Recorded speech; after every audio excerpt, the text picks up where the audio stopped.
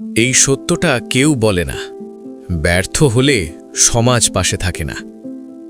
নিলয়ের পৃথিবীটা ছোট ছিল, কিন্তু স্বপ্ন ছিল আকাশ সমান। এক চিলতে ভাড়াঘরে বসে সে বিশ্বাস করত একদিন পারবে। কিন্তু একের পর এক ব্যর্থতা এলো। টাকাও গেল, আত্মসম্মানও গেল। নিজের ঘরেই সে হয়ে গেল পরবাসী। সমাজ তাকে চিনল শুধু এক নামে, ব্যর্থ। সে বুঝল দরিদ্রতা শুধু পকেট খালি করে না, মানুষের দামও কমিয়ে দেয়।